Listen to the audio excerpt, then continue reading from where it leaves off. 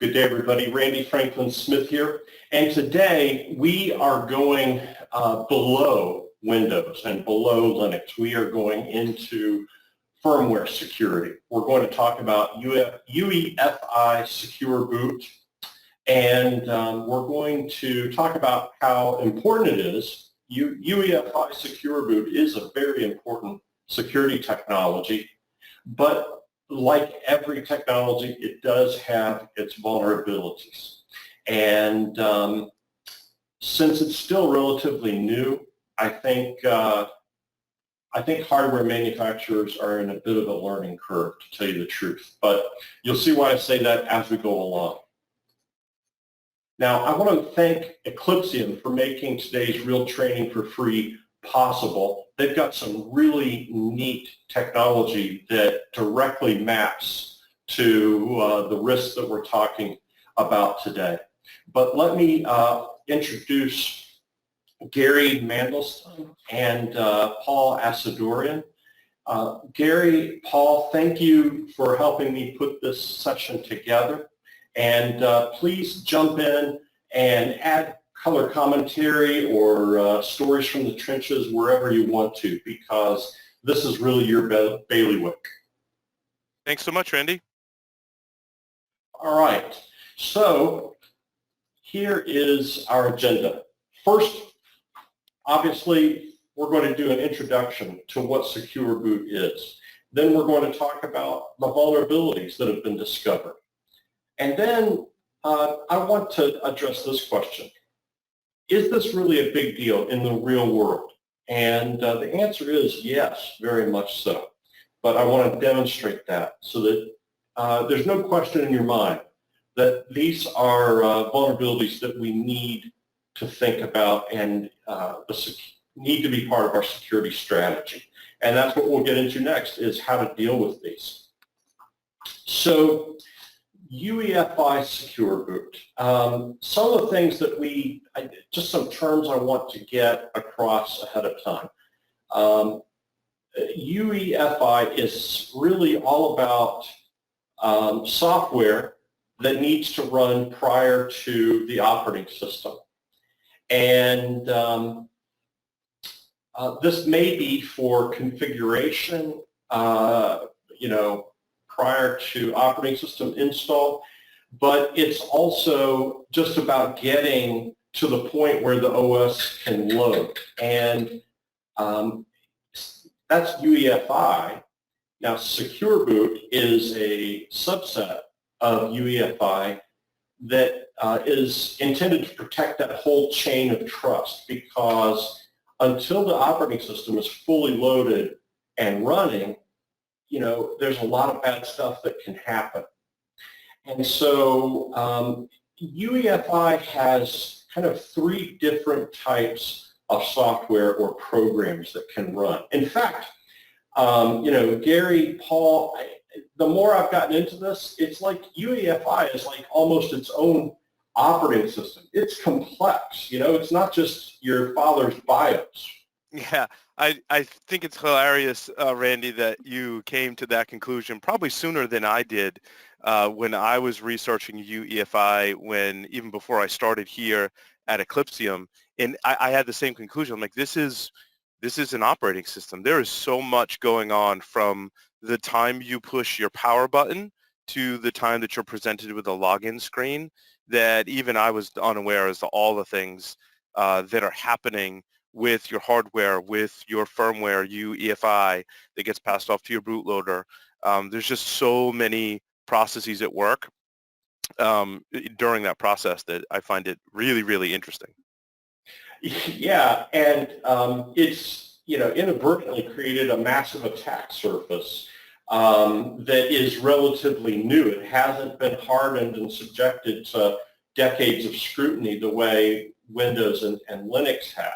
So what you have is drivers, and let's be very clear that we're not talking about Windows drivers or Linux drivers here. We're talking about UEFI drivers, because even in this pre-OS boot state, there's a lot of hardware that needs to be accessed, and you need drivers to do that.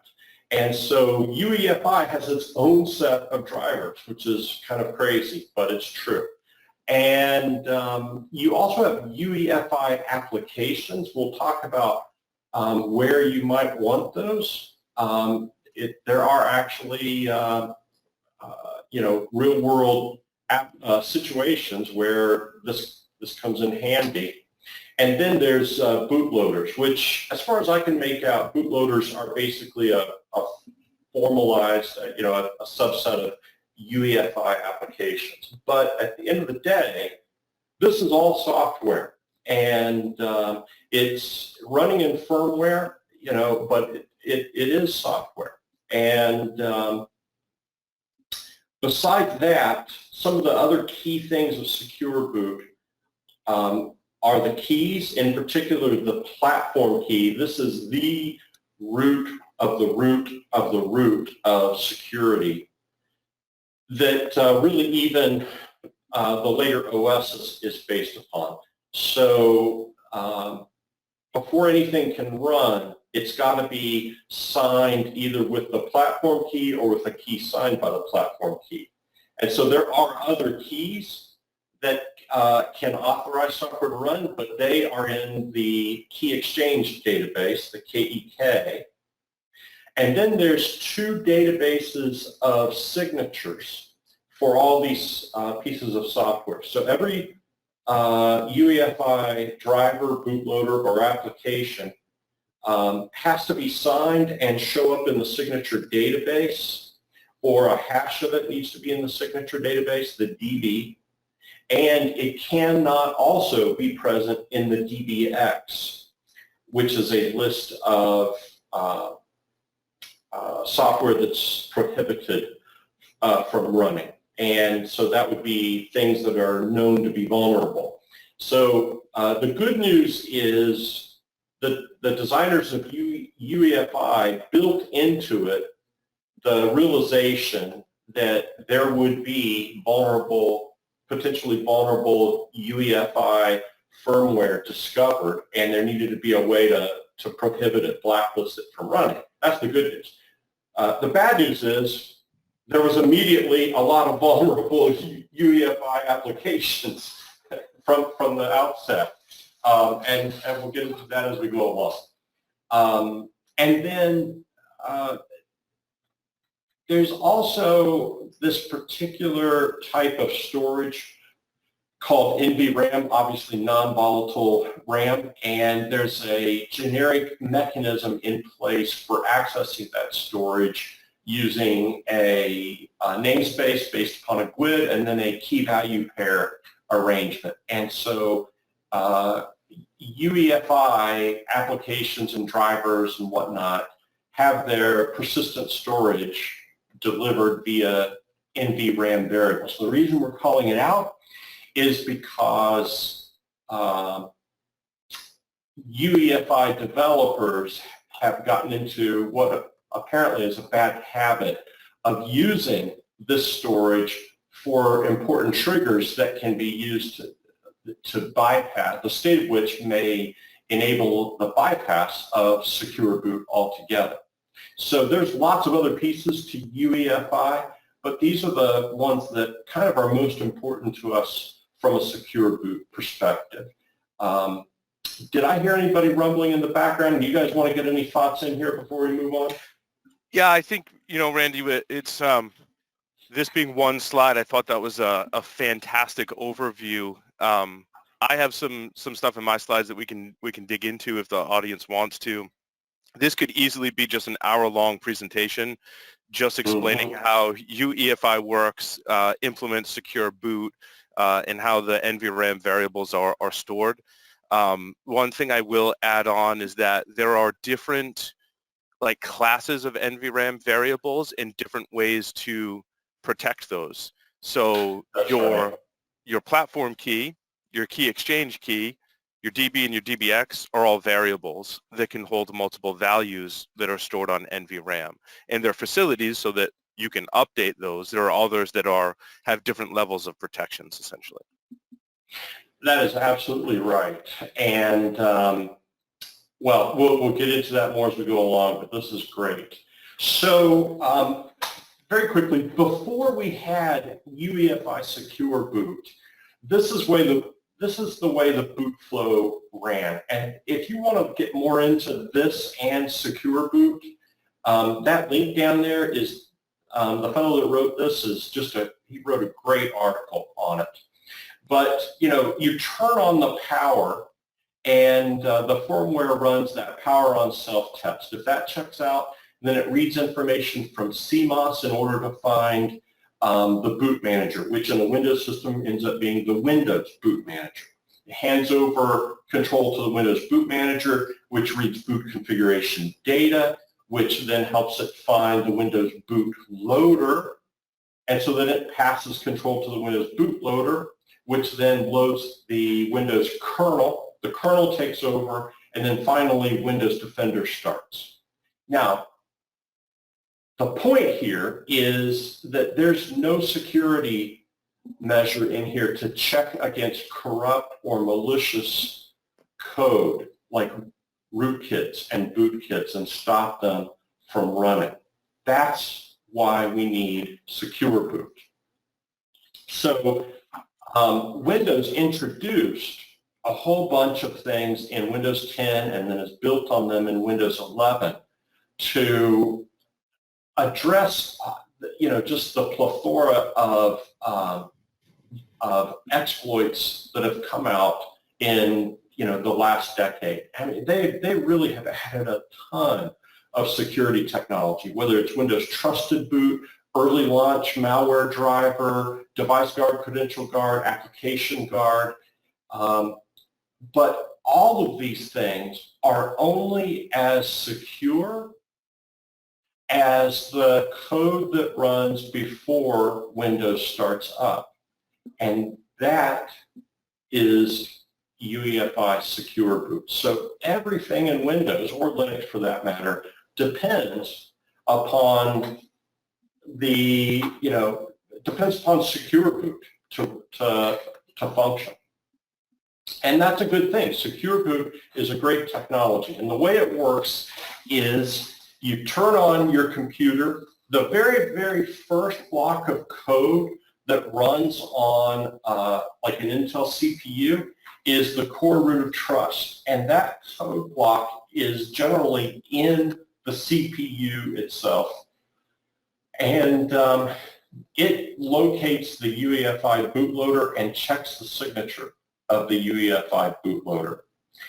Then that passes control to the bootloader.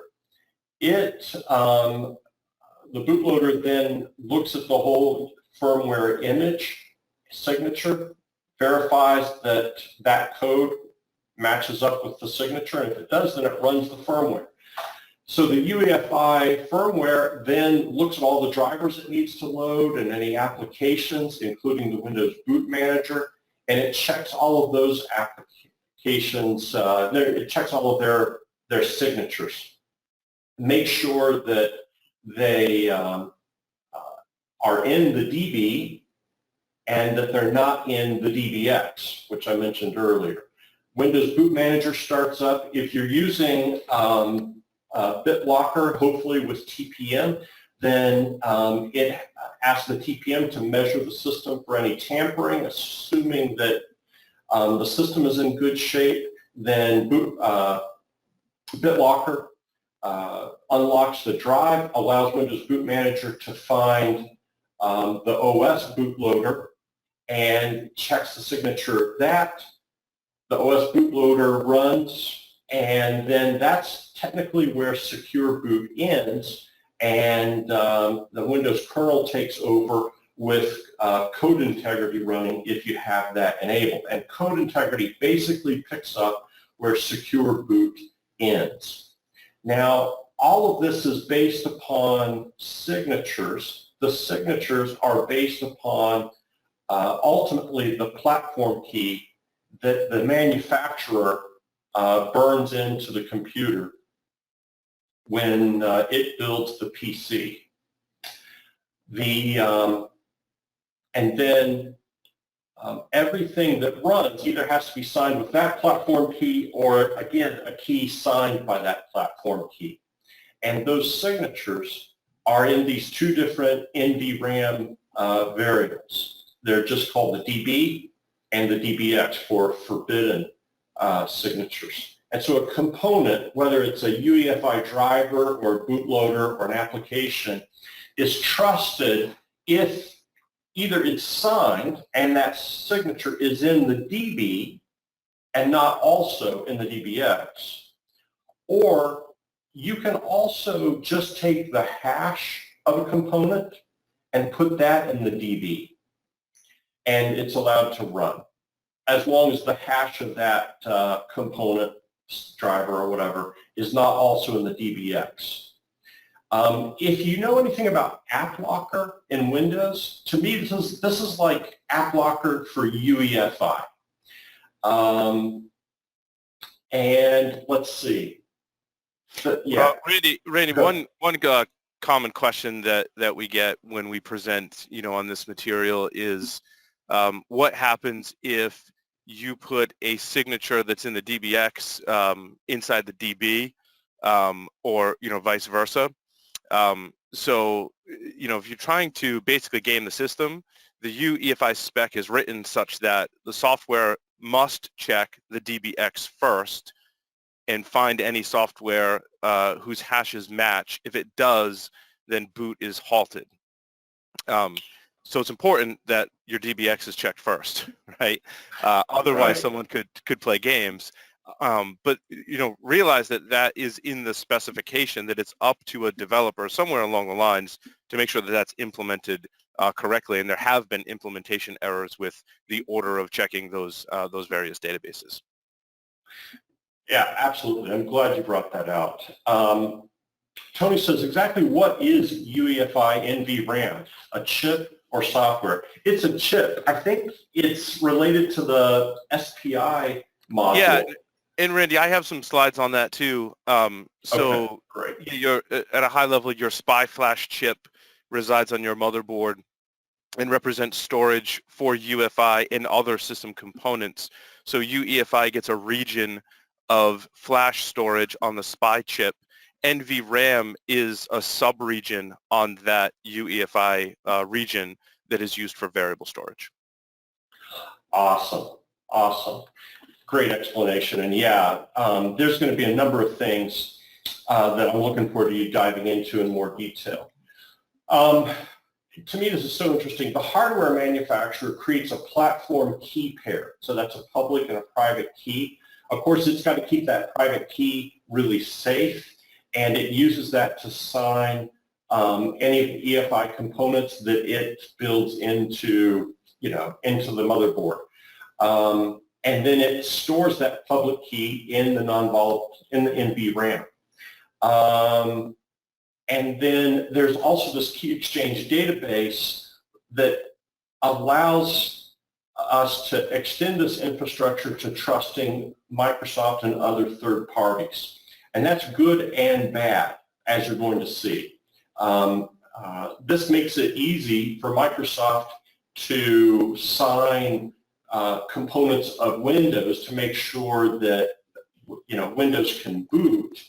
But Microsoft has also signed a good bit of vulnerable UEFI applications, as you're going to see. And yeah, so signature checks.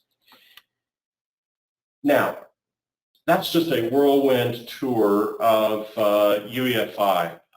Let me take a couple more quick questions. Robert asks, DB and DBX, when you say database, what is that actually?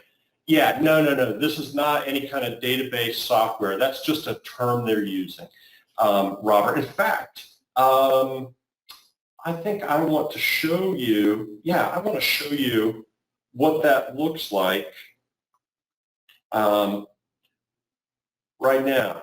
I'm going to show you a copy of the DB right here. It's not pretty, but it will definitely answer your question, Robert. Let me bring up Notepad.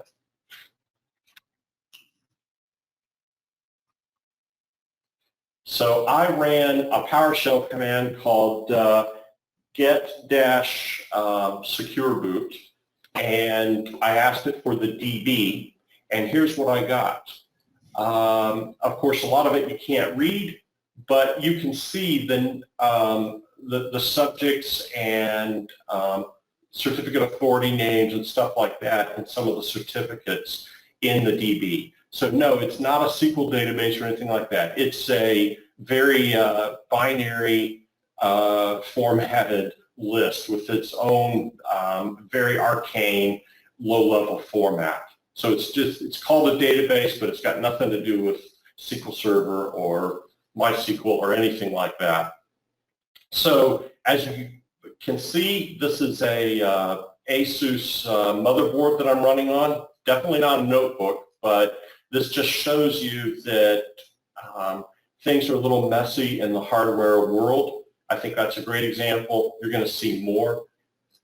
So we've got certificates in the database from the hardware manufacturer. In this case, it's ASUS.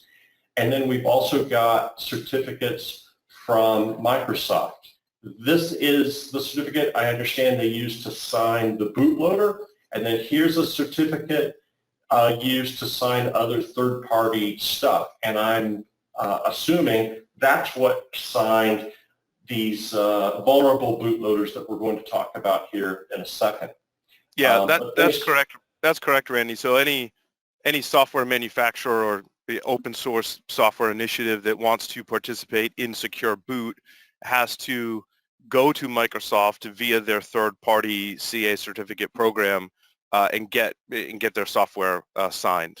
So the Linux consortium, they got together and they sign a boot component called shim, which then has certificates to sign things like grub in the Linux world. But all that is through, like, Microsoft was designated, much to the chagrin of many open source zealots, right? Microsoft was delegated, to handle this program. And what's interesting is some manufacturers, I believe it's Lenovo, has model laptops that the third-party certificate is not included in the key exchange key variable, which means you won't be able to boot Linux unless you go into the UEFI through your BIOS, right, and enable that third-party certificate system. Yeah, folks will probably remember when that was in the news and Linux people were flipping out, understandably. So there's Canonical. I wonder if that has to do with shim. But usually Canonical Start will be in there for shim, so that shim can be loaded and participate in Secure Boot. Let's see here. So Myrick has a great question. How is DB and DBX content protected from tampering? Because it's signed by the platform key. If I got that right?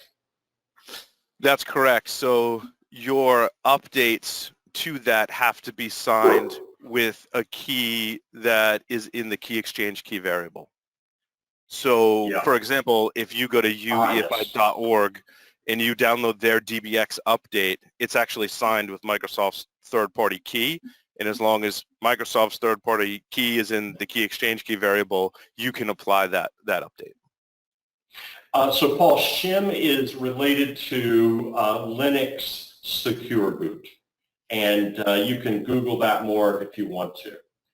Okay, so let's talk about the vulnerabilities now.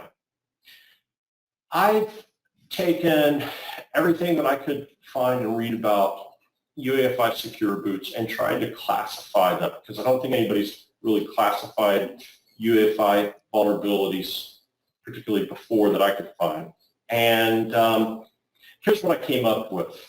First of all, we've got laptops that were shipped before the manufacturer deactivated some specialized UEFI drivers that were really intended just to be there to facilitate the manufacturing process. We'll drill down into that. Then there are bootloaders that are vulnerable from companies, backup companies, and diagnostic software companies. We'll drill down into that. And then there are also some UEFI drivers, or we call them DXE drivers because that's the phase of the secure boot process where they run, that use non-volatile RAM as trusted storage without the protection that would have to be there. Like, okay, yeah, some very critical stuff like the DB and the DBX are stored in NVRAM storage, but they're protected by a signature. Well, there are some of the UEFI devs out there, developers out there, are using NVRAM storage for control flow, basically, of logic within their code, but without these protections on it. And we'll drill down into that just a little. And then, there's just other vulnerabilities, and that's the widest and biggest, widest open item on here, because this is software after all. And so any problem that can happen in software can happen in UEFI code, drivers, and so on. Let's drill down into this. So this is the thing that was most recently, I think this is one of the things that was most recently discovered in Lenovo laptops. There was just recently in November, there were 25 Lenovo models were found to have secure boot vulnerabilities. But then also back in April, there were some Lenovo UEFI vulnerabilities as well. In this case, there were these drivers found, and it got the security researchers' attention right away because look at the literal names. If you find a driver called Secure Backdoor, you're definitely going to take a look at that, Paul? Yeah, it's interesting, and this is not the first time this type of vulnerability has been found. In fact, one of our co-founders, Yuri, presented, I want to say it was at CanSec West in like 2015, and it was on a Windows 8 system, I believe, and found something in there that essentially allowed the user to disable secure boot, but it wouldn't disable it. It would still be enabled, but it would ignore all of the certificate checking. So that was like one of the first secure boot bypasses. The Lenovo vulnerabilities that were discovered by ESET most recently are very similar, except these were like manufacturers debugging drivers that were accidentally shipped with these products that essentially allowed the user to do the same thing, to change configuration items to disable secure boot. But it would still give the appearance that secure boot is working and enabled. Yeah, and so these drivers can be called by any privileged user mode process, so it running in the OS. So if you've got admin authority, then you can get to these. And that's a key point. I'll amplify it again later, but I want to use every opportunity I can in this webinar to point out that secure boot is not really about physical security. You don't need physical access to systems in order to take advantage of these vulnerabilities at all. You just need admin authority on the computer. And Lenovo simply neglected to turn these off before they shipped. This is one of many indicators to me. I'm interested in your opinion, Paul, but I think security is kind of a new thing for people that put together notebooks. It's security is really hard, and I just think that there was probably one department put in charge of implementing secure boot, but I get the feeling that there was not a whole review of patterns and practices built around shipping secure laptops. It's just a theory. Yeah, Randy, I think you're correct, and I think it can be summarized as there's lots of cooks in the kitchen when, from the time your laptop or PC or server is being designed to the time it actually ships.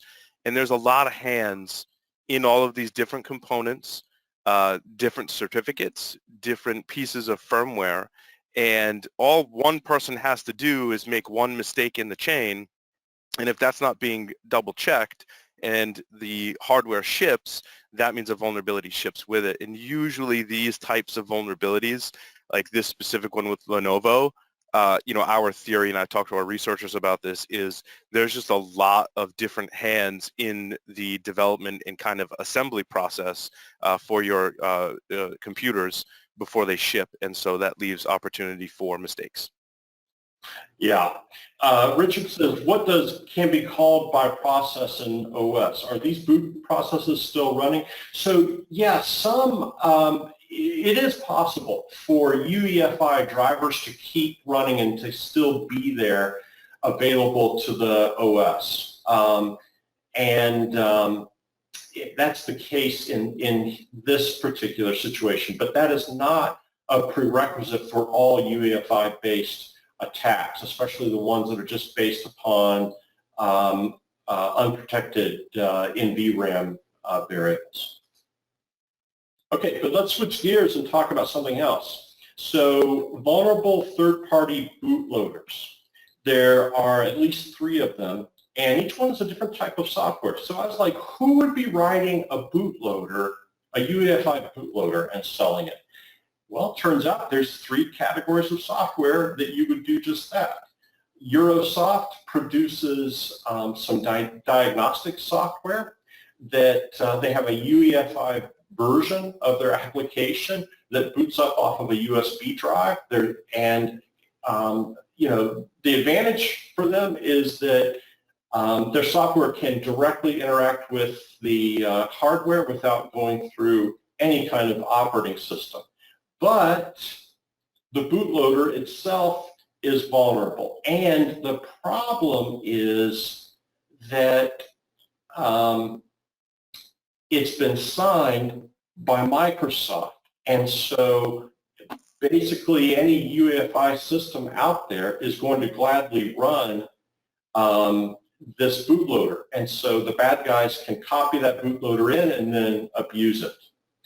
So even if you're not a user of this software, you are still vulnerable to it being exploited by the bad guys.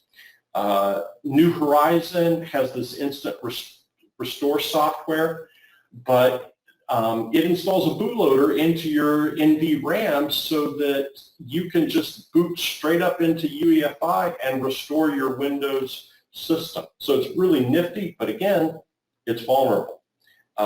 And then there's this value-add software for BitLocker from Crypto Pro, or Cryptware, I should say, is the company. Again, another vulnerable bootloader. Now, here's my deep thought, Paul. Mm-hmm. Why should 100% of us, why should all of us be exposed to the vulnerabilities in these little-known applications that I would assume less than 1% of us use?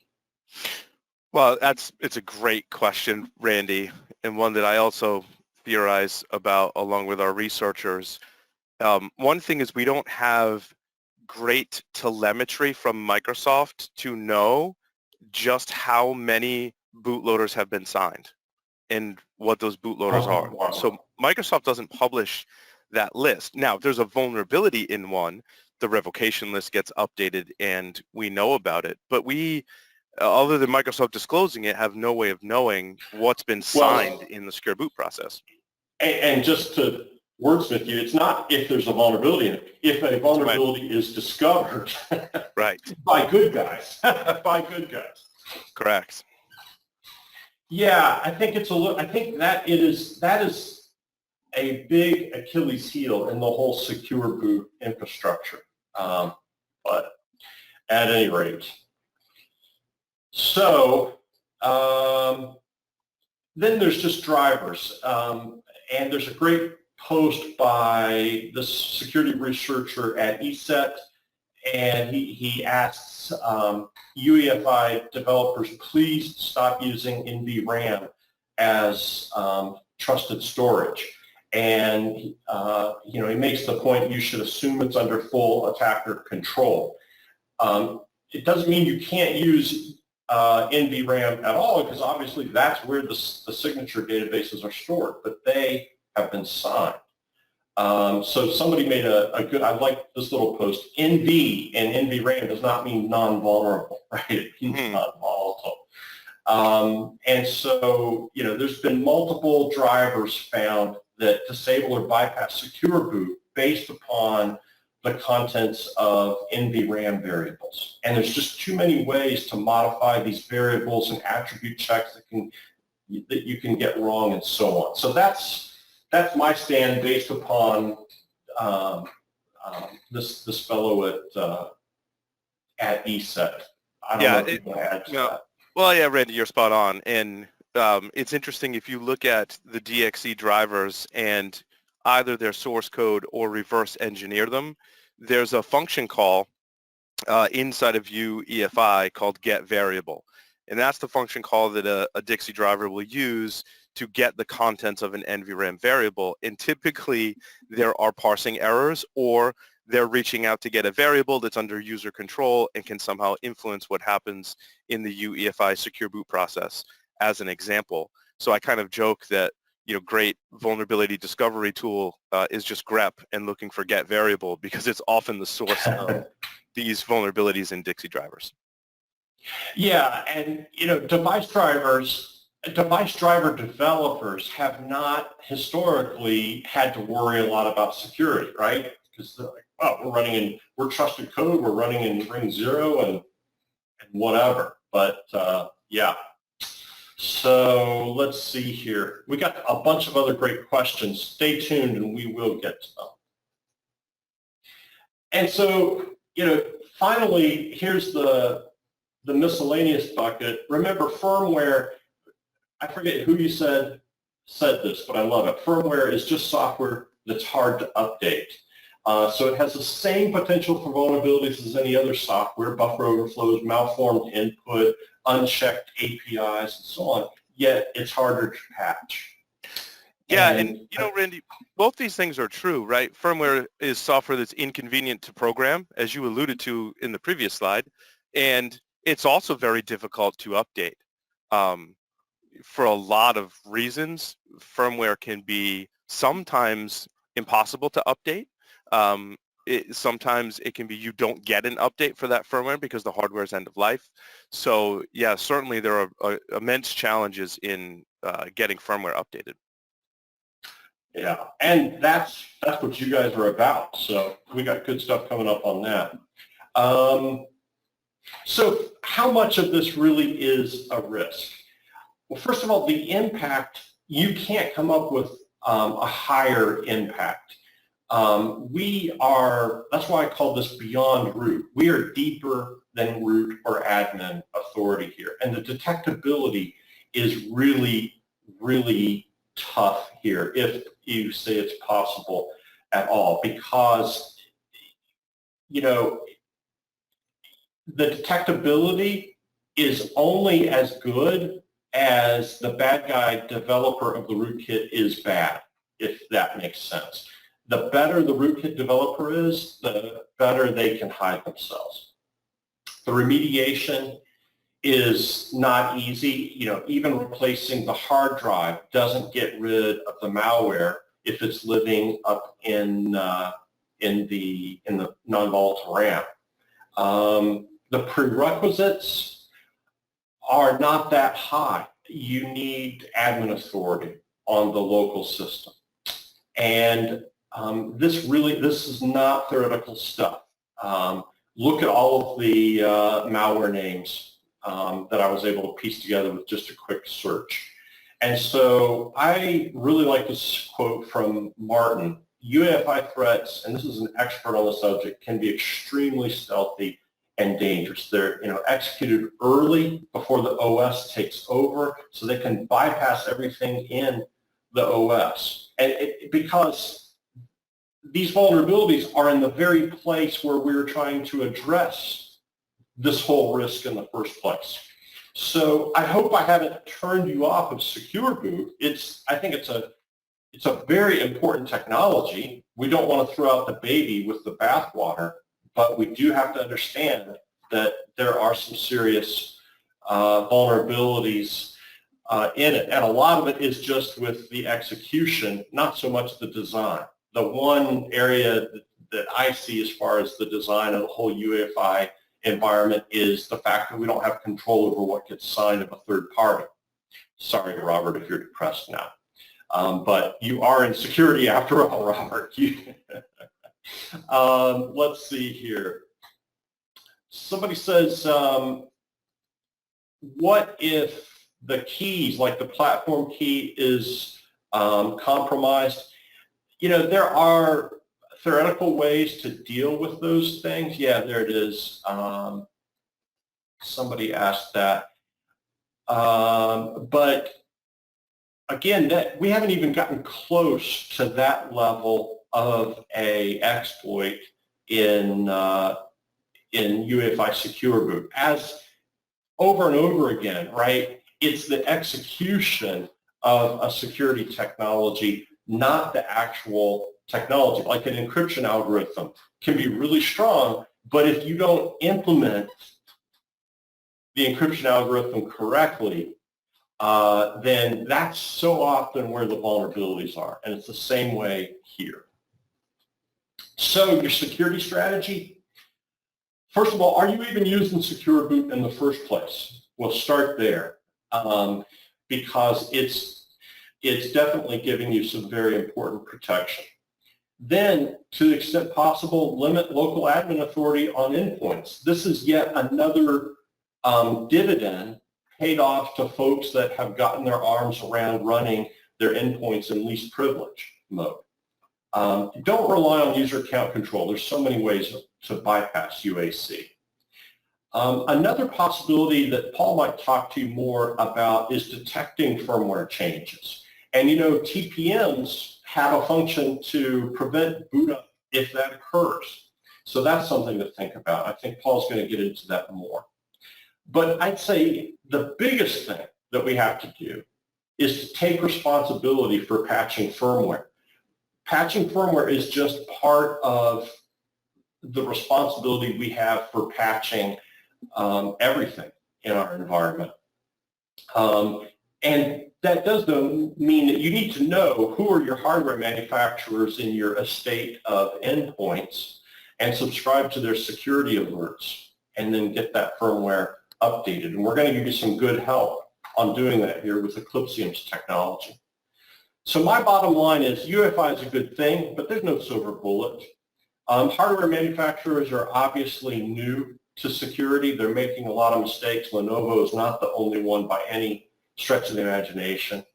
And yeah, if you're at least privilege on some portion of your endpoints, then you're winning here. You're benefiting because you are helping obviate a whole other class of exploits.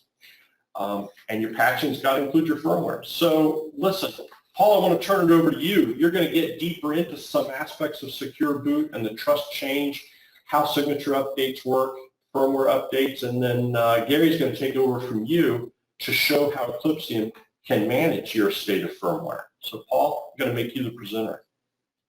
Sounds great. Thanks, Randy. Show my screen here. All right. Hopefully everyone can see my screen. Yep, you're looking good. So I really like to buy computers. I don't know about anyone else on the call, but I'm a nerd, probably like many of us, and I like to buy lots of computers.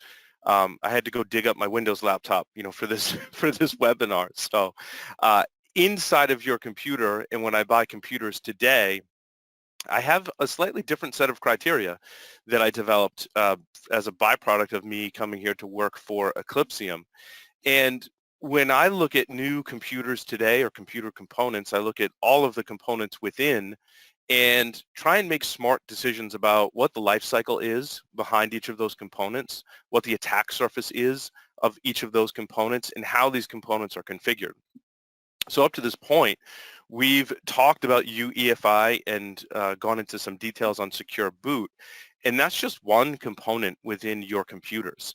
Your CPU has microcode that it runs, as we've seen with the Spectre and Meltdown style attacks. You could have, on Intel-based computers since 2006, you've got an Intel ME or Management Engine chipset, dedicated RAM and shared SPI flash storage that, and its own kernel that runs independent of your operating system and other hardware that's in every single Intel computer, just about, from 2006 on. You've also got other embedded controllers. If you control your screen brightness from your keyboard, for example, on your laptop, that's talking and communicating with an embedded controller that lives within your system to interface with that hardware and your screen and other components like your keyboard. RAM and memory have its own memory controller that has code running on it. So there's lots of different places within your computer that run firmware even above and beyond what we've discussed so far. And there's a great presentation from two of our security researchers, Mickey and Jesse, about that presentation. I believe was about how to hide data inside of these various components. The other thing that I consider now too when I purchase computers is the supply chain. We've kind of hinted at it up to this point, and it's very interesting to think about all of the various places within this complex supply chain that you could have a vulnerability and or a backdoor in this very complex. I mentioned there's a lot of cooks in the kitchen. So if you've got an Intel computer, you've got code and an Intel CPU that comes from Intel that comes with certificates that are separate for things like microcode updates. You may have an Intel ME subsystem which has separate firmware that runs on it that has to be incorporated. And the manufacturer or OEM, such as Asus, right, Ren, you had an Asus laptop.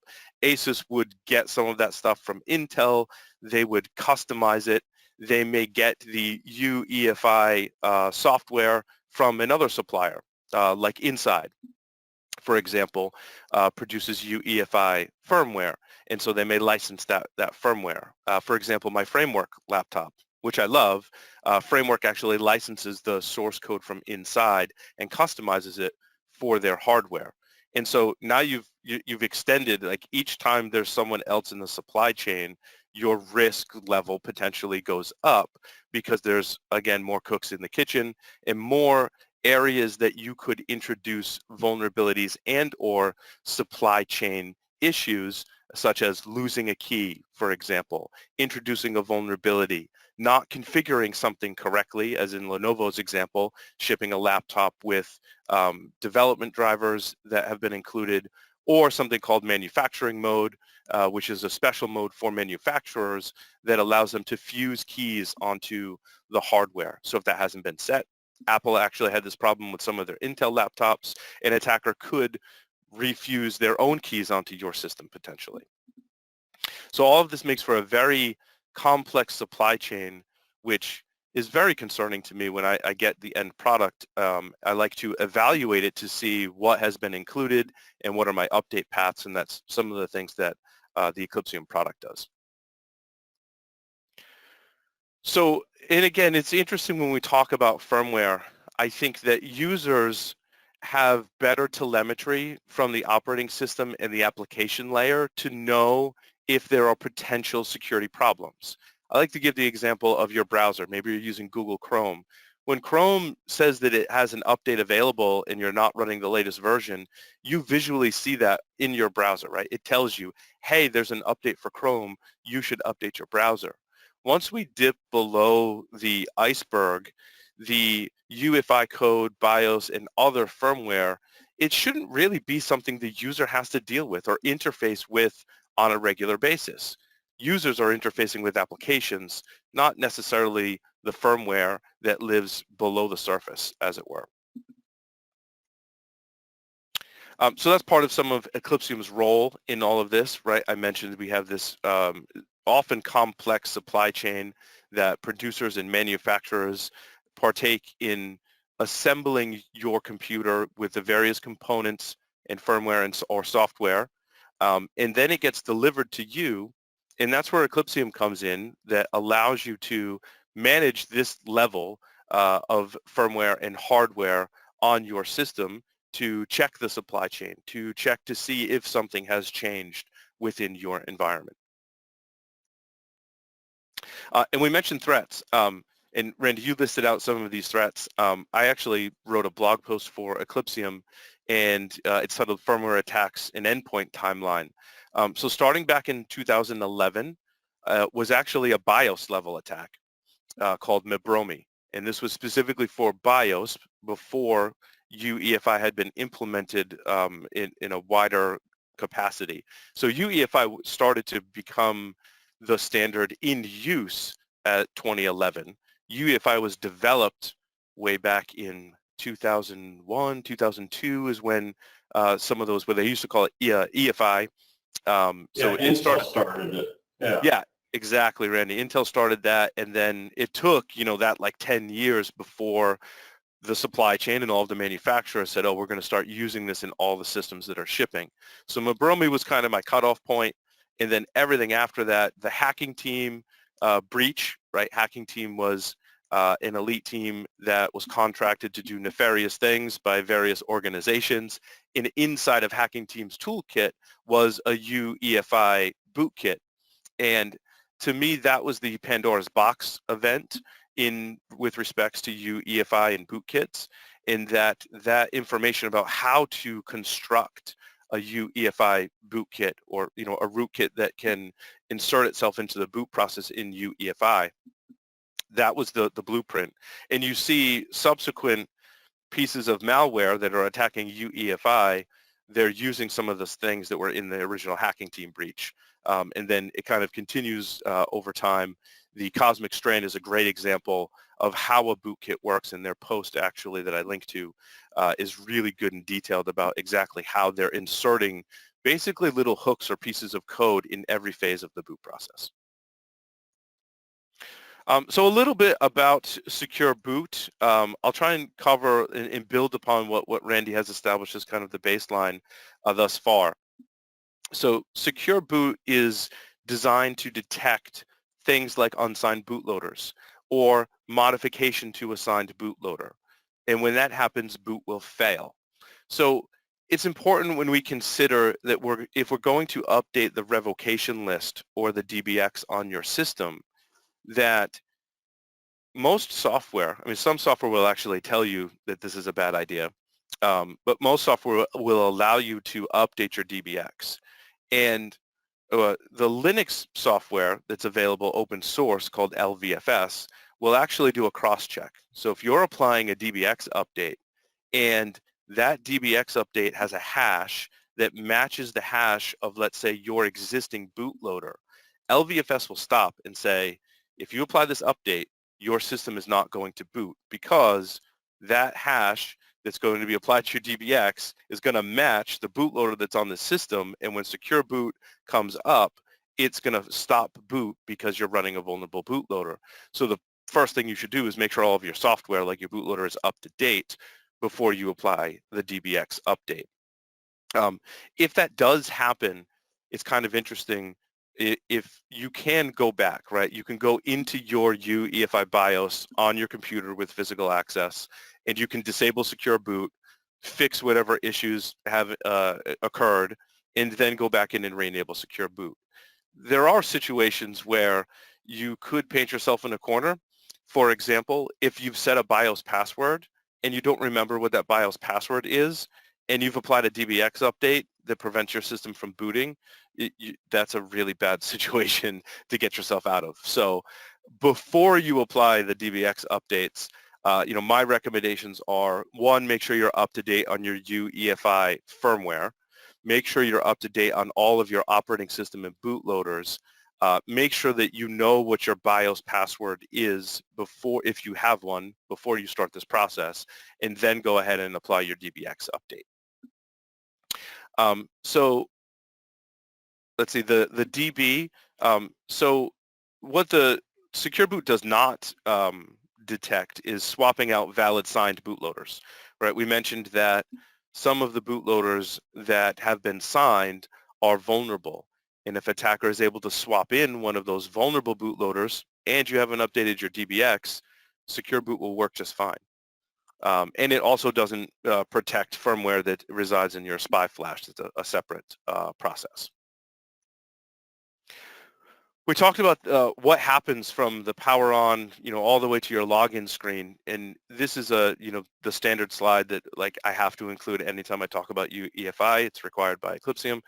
And I won't go through it in great detail, but there are different phases of UEFI that happen.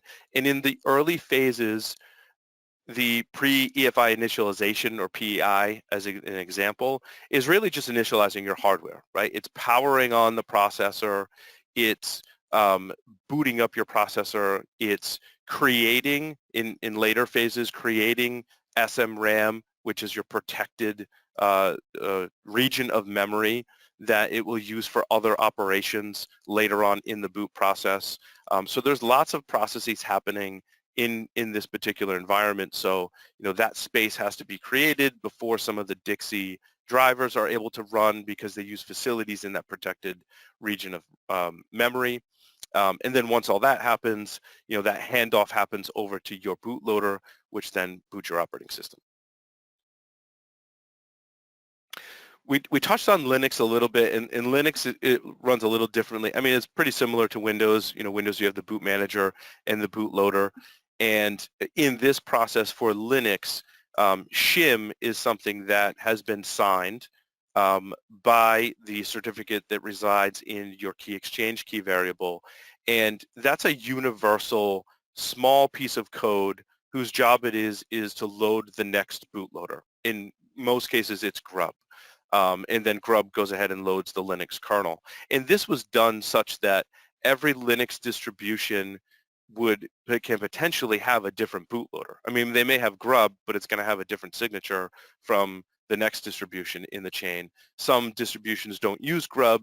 Maybe they use systemd's bootloader. So to avoid having all of these bootloaders have to go through this process, the open source community agreed that shim would be signed, and then it's up to the distribution to maintain that chain of trust to load whatever bootloader, and then ultimately kernel and kernel drivers or modules in the boot process. So again, in this process, you can replace the bootloader. That's the vulnerabilities we talked about would be to find a bootloader that you could go ahead and replace. It's also kind of interesting too, when I've talked about this with members of the community, they're like, you don't need a bootloader. You can just use EFI to load your kernel. And absolutely that's true. I would say more on the server side and for kernels that are a little more static, right? When you get into grub, it exists. One reason is it has to send special commands or signals to the kernel that might change. And if those change, that means your signature might change, which means you have to update your signature database or get something re-signed. So for servers, as an example, you could have UEFI load your kernel directly, and typically that's done when your kernel is pretty static, such as a server or smaller embedded device. We talked about the key hierarchy. We can take any questions on that. I think, Randy, you did a great job of covering all this. We know what all of those things mean. So it's just interesting, the DB and DBX can contain certificates or hashes. There's not too many certificates in the DBX, but that was done because there is a limit as to the size of the DBX that escapes me now. I'd have to look it up. I don't remember off the top of my head, but there is a finite size for the DBX. So as we have more vulnerable software and we need to add entries into the DBX, that database essentially, or variable, will grow in size. And the concern was that it's going to exceed the max size for the DBX because you don't want to ever remove a hash from the DBX because that corresponds to a vulnerable piece of software. So one of the things that they've done is the ability to add a certificate. If that certificate is in there, anything that was signed with that certificate is invalidated during the process. We talked a little bit about privilege levels, and I just want to be, anytime I show this, someone is always very quick to point out, and very rightfully so, that Intel defines ring 0, 1, 2, and 3. And that's the official Intel documentation for the rings of the processor. And that is widely documented in Intel's data sheets and all of their documentation, and what those rings represent to the operating system and user applications. When you dip below ring 0, these are essentially monikers that we've used to establish the deeper levels of trust beyond ring 0. So ring 1 is essentially assigned to the hypervisor. So hypervisor actually has a deeper level of privilege than the kernel because it's loading the kernel. So that is ring 1. Ring 2 is assigned to SMM, or system management mode, which is a special mode of the processor that can halt operating system runtime and execution in order to perform very privileged level operations. So that's what we call ring -2. And then even beneath that is your Intel ME, or management engine. And again, that is a separate processor, a separate physical RAM in a lot of cases, and that implementation, may depend. But ME in the management engine has the deepest level of privilege on your system. It can access hardware independent of your operating system and independent of some of the other functions within the CPU. And it does that for, ME is essentially a kernel that can have different feature sets or modules appended to it. One of those modules is called AMT, or Active Management Technology, which would allow an administrator, for example, to connect remotely to a system and rebuild the operating system. In order to allow that facility, it needs the lowest level direct access to all of the hardware on your system.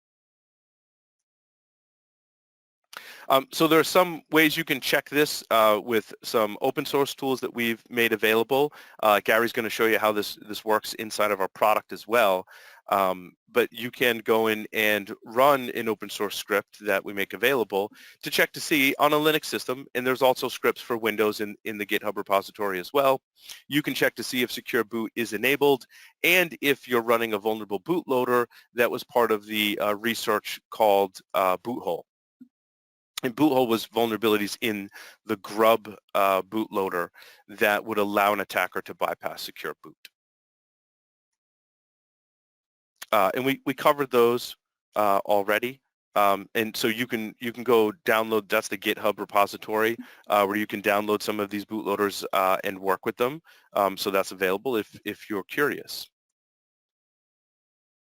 Okay, I want to just cover the spy flash, and I like that people were asking about it previously, because there's a lot going on with the spy flash, and I will link.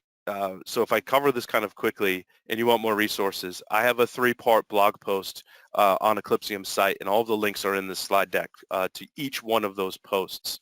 And the part 3 digs into the right protections, the protection mechanisms that protect your spy flash, which is a physical chip that is soldered onto the motherboard that offers storage for various things, one of them being UEFI, the other being Intel ME, and other facilities as well, which I'll show you. So the OEM, your manufacturer, will configure the protections of your spy flash chip. And there's multiple different protections. I won't go into all of them. Again, you can go read the post. But just know that there are, Intel defines 4 major categories of mechanisms that protect the spy flash to prevent an attacker from manipulating this low-level firmware on your system. And these are done with control registers and defined by your OEM and shipped with your system. And you can use our software as an example to Eclipsium's product to look at the protections that have been put in place for your spy flash chip and realize if you're vulnerable. So the spy flash chip is laid out essentially similar to a file system. If you're familiar with file systems, this is block-based storage. Each of the addresses correspond to regions on the spy flash chip, and it's typically constructed in this way. However, it's up to the manufacturer as to how they might want to construct and protect the various regions on the SPY flash chip. The first region is the most important one. That's your flash descriptor.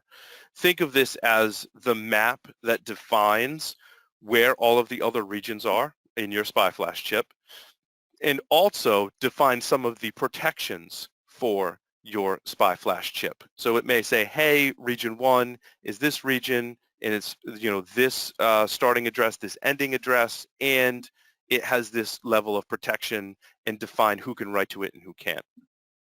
The interesting thing is that there is a mechanism to protect your flash descriptor. If an attacker can write to the flash descriptor region, they can change the protections. This is the equivalent of essentially setting up a firewall and allowing anyone on the internet to connect to the firewall and change the rules to allow their traffic through. If your flash descriptor does not have the appropriate protections, an attacker can essentially change the rules that would allow them to write data and or corrupt or put malware on the various regions in your SPY flash chip. And again, you can use software. ChipSec is open source, and I have examples in my blog post on how you can read that from your computer to see how your computer is laid out and what some of the protections are. And of course, that's in our product as well.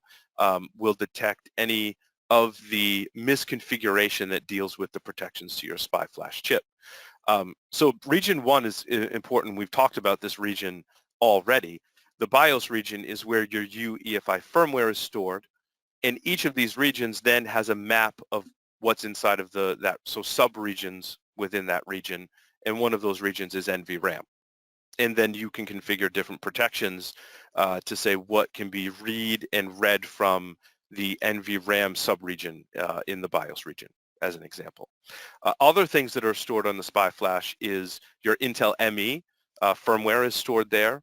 There are configuration and variables for Intel Gigabit Ethernet adapters. I spoke previously about EC firmware, how your keyboard can control the brightness on your screen. That microcontroller code and or firmware can be stored either directly in the EC region, or that EC region can store configuration data for your embedded controller. And platform data is kind of new. Again, it's just a generic storage region that it would depend on the implementation, what data is actually stored there. And sometimes that region isn't there at all. So this talks about how you read and write those values to the SPY flash. There's a link if you really want to dig into exactly how that works from the fine folks at Open Security Training, and I talk through it in my blog post as well. But there's different registers that you would manipulate if you've ever done any kind of embedded work or electronics that deals with a SPY flash and SPY controllers to be able to manipulate registers to read and write inside your computer. It works the same way. So these are the 4 major categories of SPY flash protections. And I do want to note that this definitely depends on the particular hardware and software inside of your computer. So the protections that are available and how those protections are implemented are chipset specific. So you have to make sure you're reading the right data sheet to know which of these protections is in play and how each one of these is configured, because it differs depending on which hardware that you have. I mentioned the flash descriptor region has to be protected, and there's other mechanisms to protect that. You can protect ranges, you've got global write protections, and then your final one, and Randy actually mentioned this before, it's one of the ways when a manufacturer is done configuring, putting all of the hardware together and firmware on it, when they're done, one of the things they have to do is lock down the flash configuration to prevent people from storing it, from tampering with it. So that's one step that's separate from management mode and separate from, removing debugging drivers in Dixie drivers and the like. Another thing they have to do is make sure the flash configuration is locked down. Otherwise, that could allow for tampering. So this is the three-part blog post series that I did when I joined Eclipsium, and it goes into a lot more detail than I did in the slides. And essentially, it's broken out into three different parts. The first one is all about Secure Boot. The second one is about Intel's management engine, and the third one talks about the SPI write protections in a lot more detail. In each of those posts, I give you open source ways and commands on Linux, sometimes Windows, that allow you to check the various things within your firmware configuration for UEFI. So that was my last slide. Do you want to have Gary give a quick demo, and maybe while we're transitioning, answer a question or two? Yeah, let's definitely do that. I'll make Gary the presenter. There you go, Gary. And yeah, by the way, one person asked, this is Jonathan, is password protecting UEFI still recommended? Where do you come down on that? Yeah, absolutely. I think it offers a really good level of protection because it definitely for physical access, and also if someone changes certain things within UEFI, some of those things don't take into effect until you reboot. So having to enter a password on boot could be a good stopgap measure. And password protecting your BIOS protects from physical tampering, as most manufacturers allow the user to define the PK, the KEK, the DB, and the DBX. So you can actually take control of all of the certificates and DB and DBX on your system, and you configure that within your UEFI BIOS. I don't usually recommend that. That's a lot of maintenance to take on, and I do mention that in some of my posts. All right, let's see Eclipsium, and then we'll get back to these questions. Can I just talk to you about Eclipsium, Paul? Yeah, absolutely. So my understanding is this solution can go out there, discover your devices, and hone in on what firmware is running on each one of them. And do you go out to different vendor sites and get the right firmware and make it available, or how does that work? Because it reminds me of the old days of patch management software, where these companies had to keep up, and they're still out there, right? Had to keep up with tons of different software developers, and whenever there's an update, package them up and distribute them through their infrastructure. You must be doing something similar. Yes, that's correct. It's a great question. So at Eclipsium, part of our research and product team's jobs is to have a mechanism to collect and validate the available UEFI firmware that's out there. The last time I checked, we were just north of 100,000 firmware images that we keep in our database. And what happens is when you install Eclipsium software on your endpoints, for example, is we take a snapshot of what's on that particular endpoint. And then one of the things we do is we compare it to what's in the database.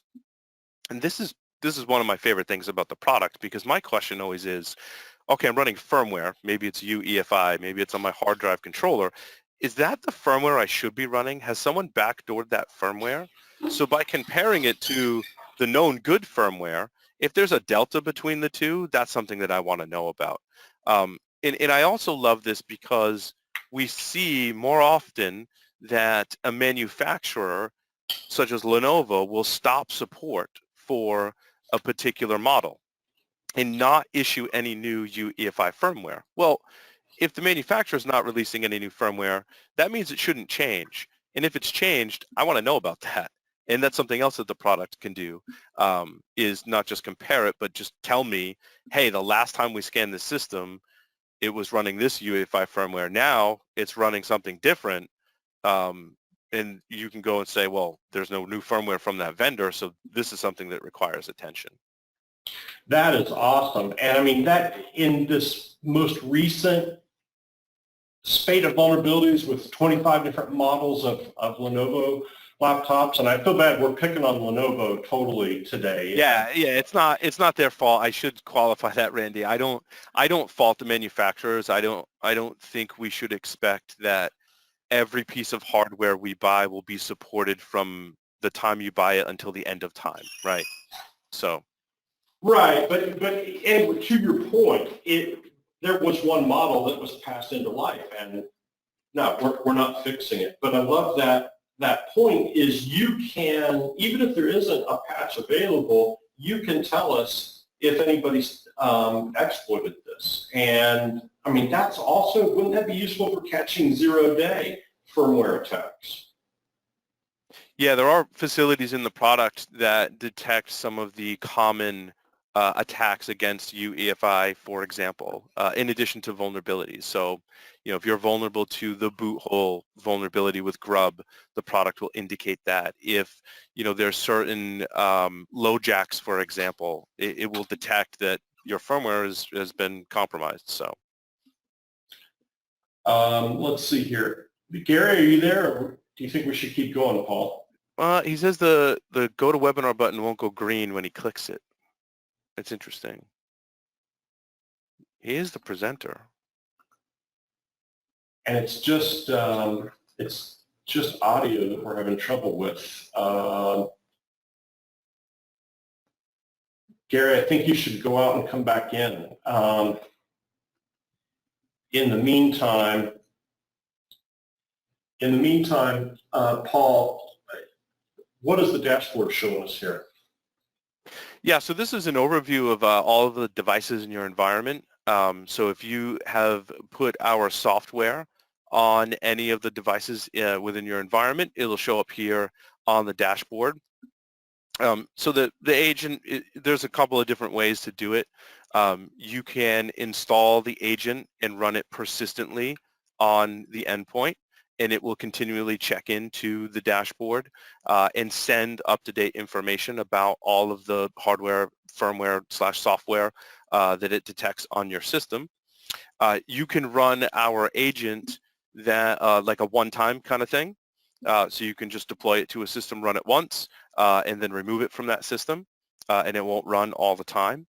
And then we do have a facility called ENDS, which is a network scanner. So we'll reach out to some of the devices in your network and bring back telemetry. You can give it credentials, and it'll log into your network appliance and pull back any telemetry that it can and perform vulnerability assessments on that, for example. So you've got to put an agent on these endpoints, but I'm assuming you can roll that out in a remotely managed way too. Yeah, absolutely. You would deploy it just like you would any other software. The software is designed to interface directly at the hardware level to pull, for example, the entire spy flash. So we get all that information, and that's how we're able to determine, hey, that manufacturer hasn't put the right protections on your spy flash, or system management mode hasn't been turned off on that particular system. Is this also something? Could Eclipsium help us with? What is it, vPro technology? There's a whole remote backdoor technology, BMC controllers too, right? Yeah. That a lot of folks are worried about that, I think a lot of folks wish did not even exist. So how can you help us with that? Yeah, in my blog post, it was part 2 that I talked about Intel's management engine. And so it's interesting you mentioned vPro, Randy. It's a great observation. So as I said, every Intel-based computer from 2006 forward has the Intel's management engine. And if it's labeled as a vPro system, that means not only does it have the base management engine technology, it has the additional modules that allow for remote management called AMT, or active management technology. So vPro typically means remote management and monitoring. And if it's not vPro and it's just Intel, it has Intel ME.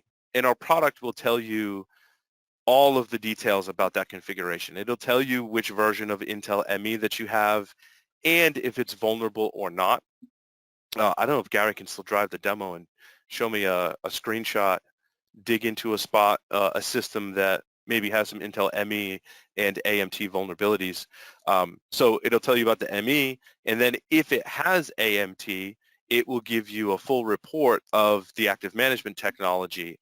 And I think most important, one of the important things in the AMT is it just doesn't tell you whether it's there and if it's vulnerable. It gives you a full configuration readout, specifically what the provisioning state is.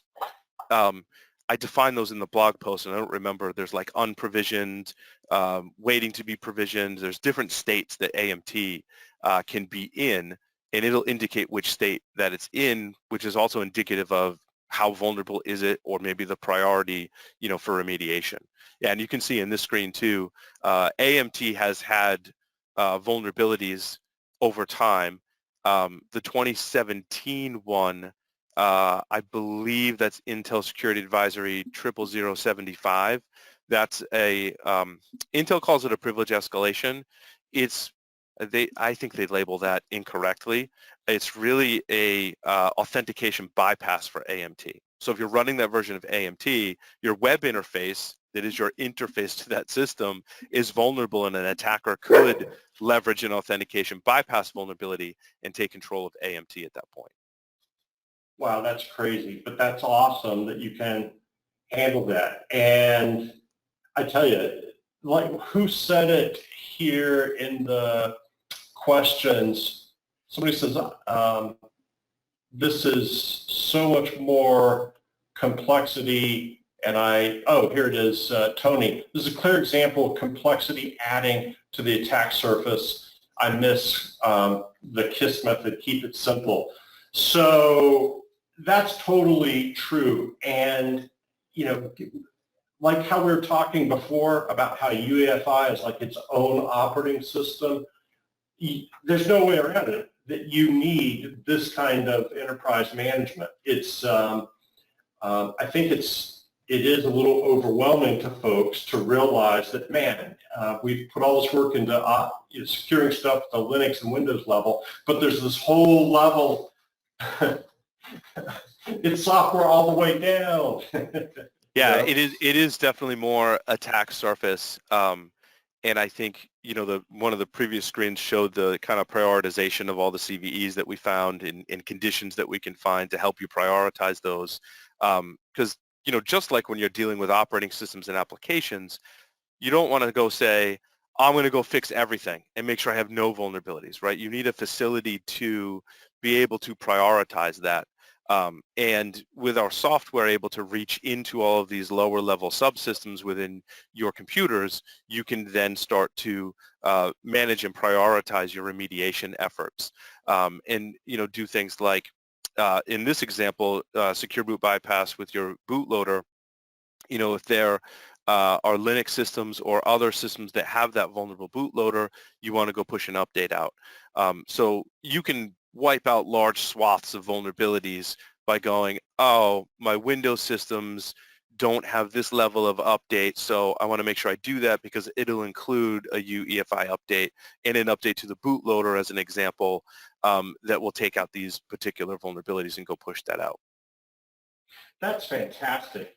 And can I just see those components again? So you can inventory TPMs and chipsets.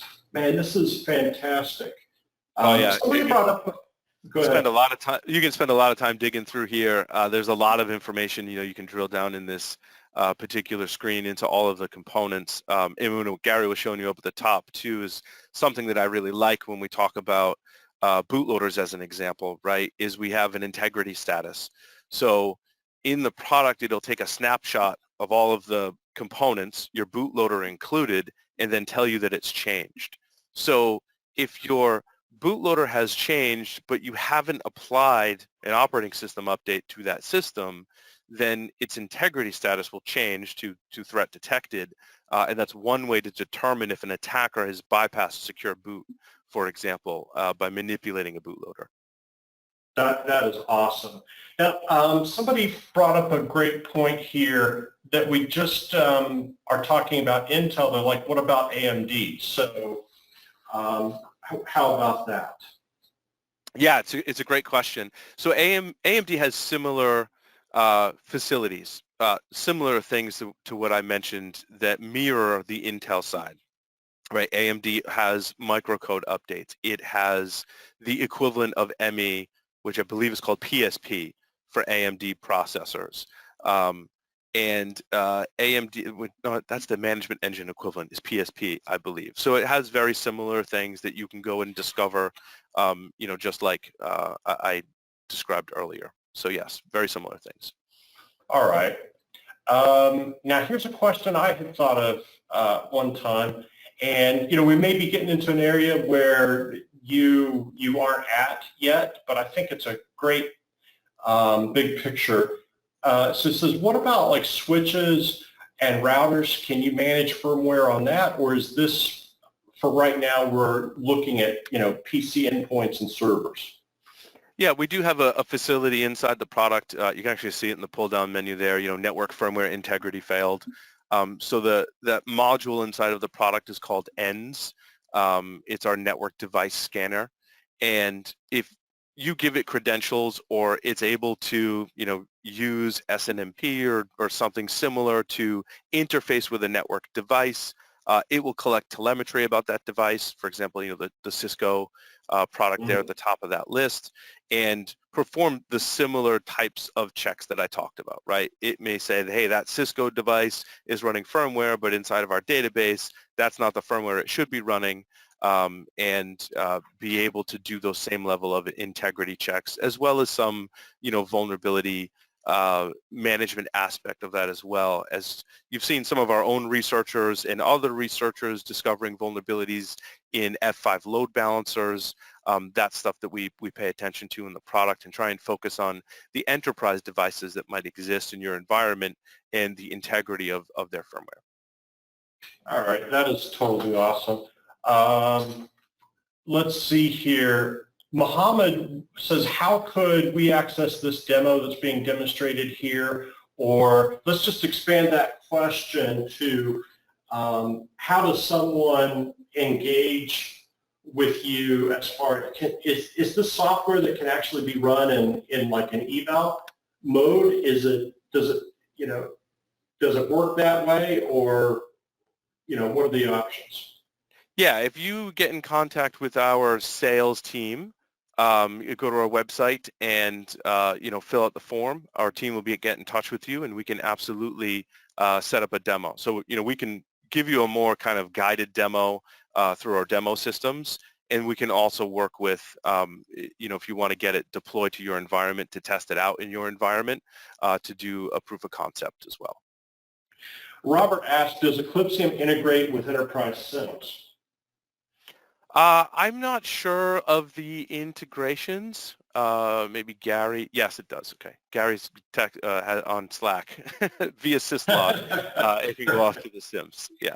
Yeah, that's what I figured. I figured you probably had a syslog feed. So if you see, whoa, firmware's changed on this device and we didn't push an update out, that is fantastic. So, we could see a firmware attack in our SIM. That is great. I'm glad you asked that, Robert. All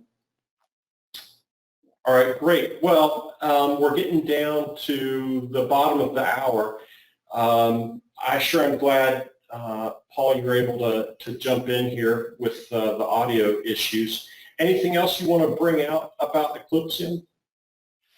I think we covered it. So, feel free to reach out.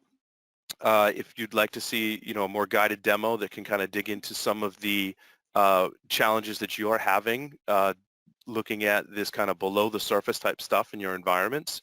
And definitely if you're interested in digging into more details and kind of the major categories of firmware inside of your computers, those links to my blog posts are a great starting point. And feel free to reach out to me. if you have questions on that specifically. I'm paul.asadorian@eclipsium.com. And we've got one more question. I think it's an important one that we handle. Daniel says, so many people never consider this lower level. I've not seen a centralized way to monitor this before.